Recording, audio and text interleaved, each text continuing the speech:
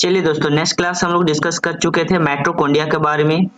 Mitochondria में हम लोग एटीपी वगैरह एडीपी के बारे में 38 यूनिट एनर्जी से 36 यूनिट एनर्जी कैसे बनता है, इन सब के बारे में डिस्कस कर चुके थे। एटीपी का फॉर्मेशन कैसे होता है, इन सब के बारे में भी हम लोग बात कर चुके थे। चलिए अब हम लोग नेक्स्ट स्टडी करेंगे सेल के अगला ऑर्गेनेल्स का नाम, जो कि है आपका राइबोसोम।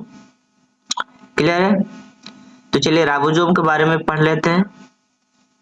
देखिए राइबोसोम जो है ये अत्यंत छोटे गोलाकार कण होता है जो कि साइटोप्लाज्म में होता है, कोशिका द्रव में होता है, छोटा छोटा बिंदु लाइक स्ट्रक्चर जिनको राइबोसोम कहेंगे, जो जीव द्रव में स्वतंत्र रूप में तैरते हुए या अंतःद्रवी जालिका के बाहरी सतह पर चिपके हुए होते। ये जो राइबोसोम के कारण ही अंतःप्रद्रवी जालिका का जो सरफेस होता है वो रफ सरफेस होता है। और राइबोसोम के बारे में डिस्कस कर चुके थे कि राइबोसोम को ही प्रोटीन फैक्ट्री कहा जाता है, क्योंकि राइबोसोम क्या करता है, प्रोटीन संश्लेषण विधि से प्रोटीन का निर्माण करता है, जो कि कहाँ पाया जाता है, एक तो अंतःप्रद्रवी जालिका में एंडोप्लाज्मिक रेटिकुलम पर जस्ट न्यूक्लियस से बाहर, और दूसरा है कोशिका द्रव में तैरते हुए। क्लियर है? तो ये क्या करता है, आरएनए वो प्रोटीन के बने होते हैं राइबोसोम, और प्रोटीन संश्लेषण भी करता है। देखिए राइबोसोम जो होता है ना दो प्रकार का होता है, जैसे कि हम लोग केंद्रक के अनुसार सेल को दो भागों में बांट देते, एक होता है प्रोकैरियोटिक, एक होता है यूकैरियोटिक। तो प्रोकैरियोटिक में 70S टाइप का राइबोसोम पाया जाता है और यूकैरियोटिक में 80S टाइप का राइबोसोम पाया जाता है। क्लियर है?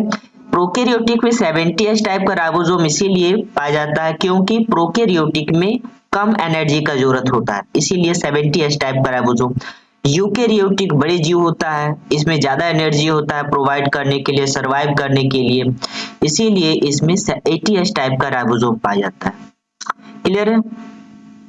नेक्स्ट हम लोग बात कर लेते हैं एंडोप्लाज्मिक रेटिकुलम यानी कि अंतःप्रद्रवी जालिका या फिर अंतःद्रवी जालिका के बारे में।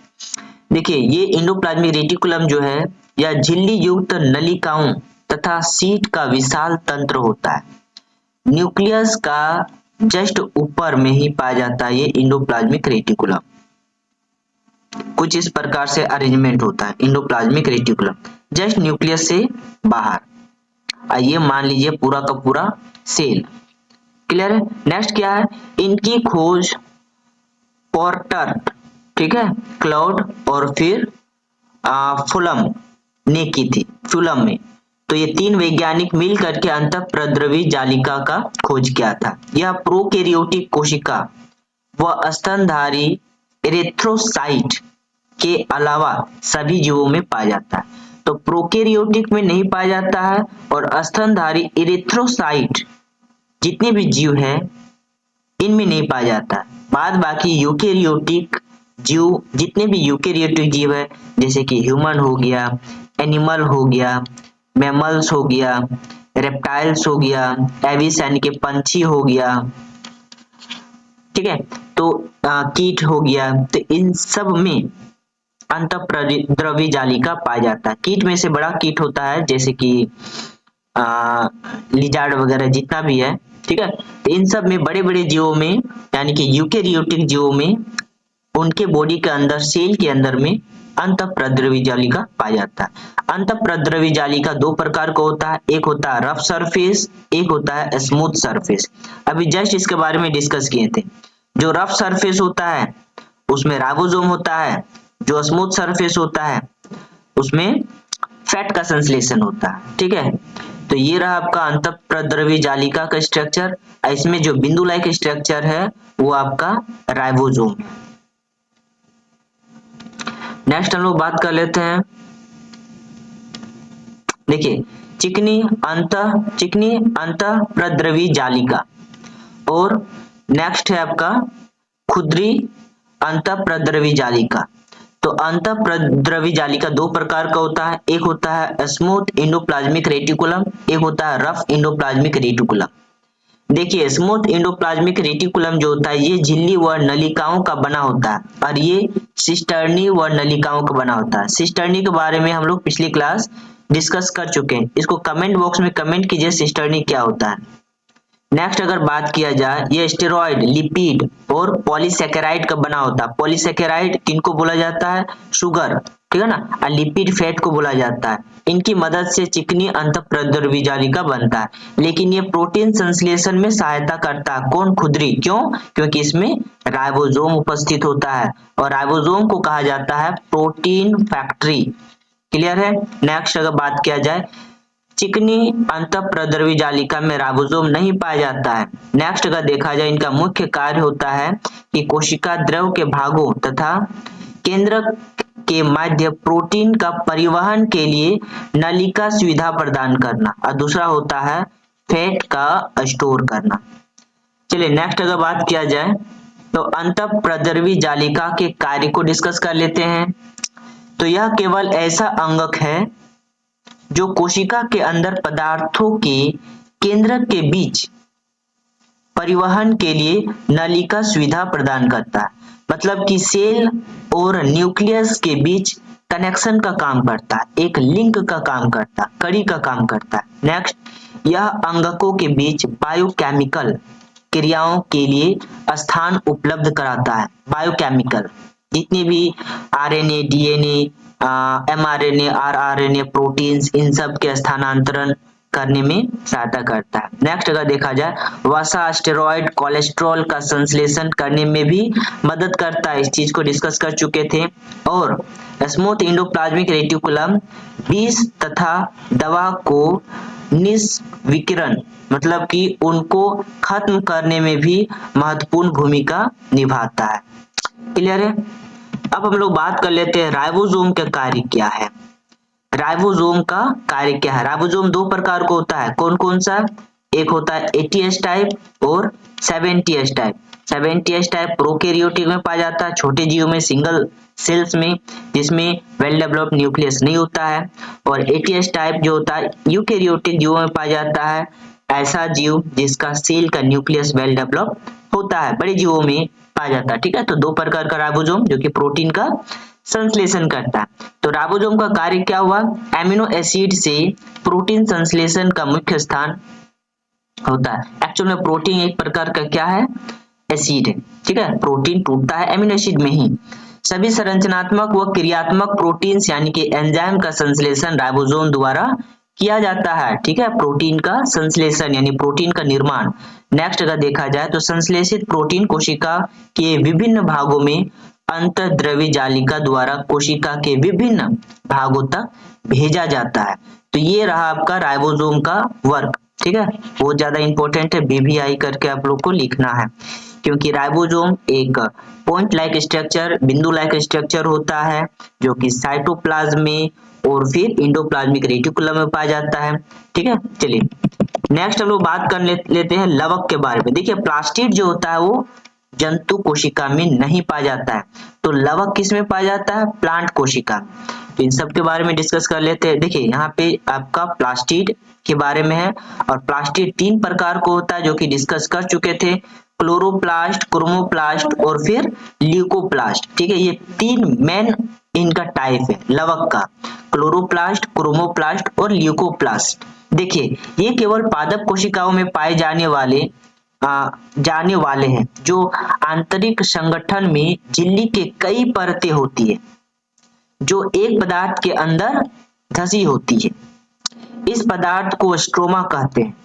क्लियर है? तो यहाँ पर क्वेश्चन आ जाएगा स्ट्रोमा किसे कहते हैं, तो इसका डेफिनेशन हो जाएगा, ये आकार व आकृति में रिबन, कुंडलित आदि की तरह होता है। जिस प्रकार से रिबन को कुंडलित कर देते हैं, मोड़ देते हैं, उस प्रकार से लवक का स्ट्रक्चर होता है। अगर बात किया जाए तो लवक जो होता है तीन प्रकार का, ल्यूकोप्लास्ट सफेद होता है, ये जड़ों में पाया जाता है। क्रोमोप्लास्ट लाल और भूरे, ये तने, जड़, तने और पत्ती में पाया जाता है क्रोमोप्लास्ट। और क्लोरोप्लास्ट तो हम लोग जानते ही है, ग्रीन कलर का होता है, पत्तियों में होता है, इन्हीं की वजह से फोटोसिंथेसिस कर पाता पेड़ पौधा और अपना भोजन स्टार्च के फॉर्म में बनाता है। एक क्वेश्चन है, फोटोसिंथेसिस क्या होता है, प्रकाश संश्लेषण किसे कहते हैं? तो पौधा जिस प्रोसेस से अपना भोजन बनाता है उसी प्रोसेस को फोटोसिंथेसिस कहते हैं। और भोजन कहाँ पे बनता है? तो पत्तियों में। पत्तियों में भोजन बनाने के लिए क्या क्या चाहिए? तो वायुमंडल से कार्बन डाइऑक्साइड, सन से यूवी रे, पत्ती तो ग्रीन होता है, उसमें क्लोरोप्लास्ट होता है, तो क्लोरोप्लास्ट के प्रेजेंस में, और जड़ से खनिज और वाटर, ठीक है, मिनरल्स और वाटर, इन सब के मौजूदगी में पत्ता क्या करता है? फोटोसिंथेसिस प्रोसेस से स्टार्च के फॉर्म में अपना भोजन बनाता है। ये रहा आपका लवक का स्ट्रक्चर, क्लियर है, जो कि कुंडलीनुमा होता है। चलिए, क्लोरोप्लास्ट अगर देखा जाए तो क्लोरोप्लास्ट केवल पादप कोशिका में पाए जाते हैं। ये सूर्य की ऊर्जा में प्रकाश संश्लेषण की में सहायक होता है। प्रकाश संश्लेषण में सहायक होता है, यानी कि अपना भोजन बनाने में क्लोरोप्लास्ट सहायक होता है। क्लोरोप्लास्ट प्रकाश संश्लेषण से भोजन बनाता है, इसीलिए इन्हें कोशिका का रसोई घर भी कहते हैं। तो यहाँ से एक ऑब्जेक्टिव क्वेश्चन भी आ सकता है कि कोशिका का रसोई घर किनको कहा जाता है? तो क्लोरोप्लास्ट को, क्लियर है। लवक भी अगर ऑप्शन में आए तो लवक को भी टिक लगाना है। अब हम लोग बात करने वाले हैं रिक्तिका के बारे में, यानी कि वैक्यूल्स के बारे में। देखिए, वैक्यूल्स दोनों में पाया जाता है, पादप कोशिका में भी और जंतु कोशिका में भी। बस डिफरेंस ये है कि पादप कोशिका में रिक्तिका बड़ा होता है, जबकि जंतु कोशिका में रिक्तिका जो होता है, वैक्यूल्स जो होता है, वो छोटा होता है। ठीक है, चलिए नेक्स्ट क्लास क्वेश्चंस पूछा गया था कि वर्ल्ड का सबसे बड़ी कोशिका तो शुतुरमुर्ग का अंडा, और मनुष्य का सबसे छोटी कोशिका वो हो गया आपका स्पर्म। ठीक है, और स्पर्म कहाँ होता है? मेल टेस्टिस में। चलिए नेक्स्ट बात कर लेते हैं रिक्तिका के बारे में। तो देखिए, ये जो स्ट्रक्चर है ये वैक्यूल्स है, क्लियर है। और पादपों में वैक्यूल का काम होता है, सबसे पहला काम तो संरचना, जो सेल का स्ट्रक्चर है उनको बनाए रखना।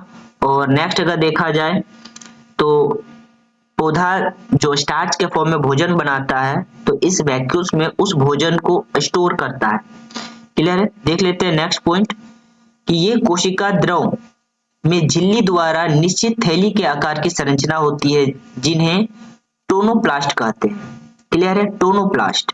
जंतु कोशिका में रिक्तिकाएं छोटी व अधिक पादप कोशिका में बड़ी होती है। तो जंतु कोशिका में रिक्तिका छोटी होती है और अधिकतर जो पादप कोशिका होता है उसमें रिक्तिका बड़ी होती है। बड़ी रिक्तिकाएं कोशिका का 90% भाग घेरे रखती है, 90%, क्लियर है। मतलब कि समझ सकते हैं कि पादप कोशिका में रिक्तिका बहुत बड़ी होती है। कार्य अगर देखा जाए रिक्तिका का, वैक्यूल्स का, तो कोशिका के अंदर प्रासरण दाब का नियंत्रण व पादप कोशिका के अपशिष्ट उपापचयी पदार्थ को इकट्ठा करने का कार्य करती है, क्लियर है। हम लोग लाइसोसोम के बारे में अब स्टडी करने वाले हैं। देखिए, लाइसोसोम को सुसाइडल बैग भी कहते हैं, ठीक है। लाइसोसोम को आत्मघाती की थैली कहा जाता है। ऐसा क्यों? क्योंकि लाइसोसोम एक सैनिक की तरह कार्य करता है। जब देखता है कि सेल के अंदर कुछ अनवांछित पदार्थ घुस आया है या फिर सेल ढंग से काम नहीं कर रहा है, सेल जो है एक सेल 2 डॉटर सेल का निर्माण ना करने के वजह 4 या 10 डॉटर सेल का निर्माण कर रहा है, मतलब कि ढंग से अपना वर्क नहीं कर रहा, सेल का कुछ ऐसा ऑर्गेनेल्स जो उनके कार्य करने में दिक्कत हो रहा है, मतलब किसी भी प्रकार से सेल में अगर डैमेज देखने को मिलता है तो लाइसोसोम के अंदर में पाया जाता है डाइजेस्टिव एंजाइम। ये अपने डाइजेस्टिव एंजाइम के लेवल को बढ़ा देता है और जिसके कारण ये खुद को ब्लास्ट कर लेता है। खुद ब्लास्ट होने के वजह से पूरा का पूरा सेल ही खत्म हो जाता है और इसके कांटेक्ट में आए बाद बाकी सेल जो है वो इनके इन्फेक्शन से बच जाता है। खुद को ब्लास्ट करने के कारण ही लाइसोसोम को आत्मघाती की थैली यानी कि सुसाइडल बैग भी कहते हैं। ये लाइसोसोम बनता कैसे है?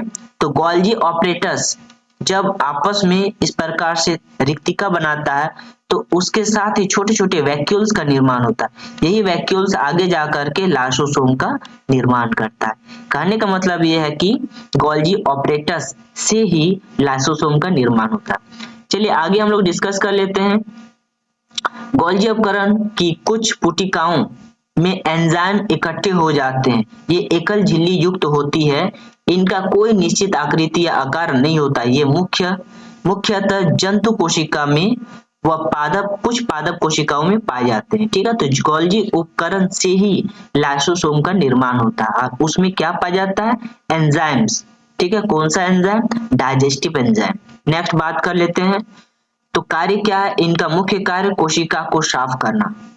उपापचय क्रियाओं में जब कोशिका क्षतिग्रस्त हो जाती है तो लाइसोसोम की पुटिकाएं फट जाती है और एंजाइम स्रावित हो जाते हैं और अपनी कोशिकाओं को पाचित कर देते हैं। इसीलिए लाइसोसोम को कोशिका का आत्मघाती यानी कि सुसाइड बेग भी कहा जाता है। चलिए नेक्स्ट हम लोग डिस्कस कर लेते हैं प्लांट सेल और जंतु सेल, जो कि मस्ट इंपॉर्टेंट है। यहाँ से क्वेश्चंस हमेशा पूछा जाता है कि प्लांट सेल और जंतु एनिमल सेल में डिफरेंस बताइए। तो प्रकाश संश्लेषण हेतु इसमें क्लोरोप्लास्ट पाया जाता है प्लांट सेल में, जबकि क्लोरोप्लास्ट जंतु कोशिका में नहीं पाया जाता है। नेक्स्ट अगर देखा जाए तो आकार व आकृति निश्चित करने के लिए कोशिका भित्ति होती है। इसमें भित्ति पाया जाता है लेकिन इसमें कोशिका भित्ति नहीं पाया जाता, इसीलिए इसका आकार अनिश्चित होता है। इसमें कोशिका झिल्ली पाया जाता है। क्लियर है? नेक्स्ट, लाइसोसोम नहीं पाया जाता है लेकिन इसमें लाइसोसोम पाया जाता है। देखिए पादप कोशिका में लाइसोसोम नहीं पाया जाता है। क्लियर है? नेक्स्ट बात किया जाए तो कोशिकाएं मुख्यतः चतुर्भुजाकार होता है, मतलब 4 वर्टेक्स और उससे ज्यादा होता है। अधिकतर वर्टेक्स होता है पादप कोशिका में, लेकिन इसमें अधिकतर वर्टेक्स होता भी है नहीं भी होता, विभिन्न आकृति का होता है। क्लियर है? गोल्जी उपकरण पूर्णतः विकसित नहीं होता है पादप कोशिका में, लेकिन जंतु कोशिका में गोल्जी ऑपरेटस जो होता है, गोल्जी बॉडी पूर्ण रूप से विकसित होता है। क्लियर है? और ये रहा पादप कोशिका और जंतु कोशिका का स्ट्रक्चर। इसमें वैक्यूल्स बहुत बड़ा होता है, 90% तक का ले लेता है। इसमें वैक्यूल्स बहुत ज्यादा छोटा होता है। ठीक है, आई थिंक अगर वैक्यूल्स अगर होगा तो यहाँ पे वैक्यूल्स कहीं भी तो हो सकता है। ठीक है ना, तो वैक्यूल्स बहुत ज्यादा छोटा होता है, एकदम छोटा सा होता है। ठीक है, तो वैक्यूल्स में भी बड़ा छोटा में अंतर दिखाई देता है। इसमें कोशिका भित्ति झिल्ली होता है, इसमें कोशिका भित्ति होता है। ठीक है, लाइसोसोम इसमें नहीं पाया जाता है, इसमें लाइसोसोम पाया जाता है। इस प्रकार से डिफरेंसेस करके आप लोग को क्या करना है? याद करना है। चलिए नेक्स्ट क्लास हम लोग क्वेश्चन को डिस्कस करने वाले हैं, तो मिलते हैं नेक्स्ट क्लास। Thank you.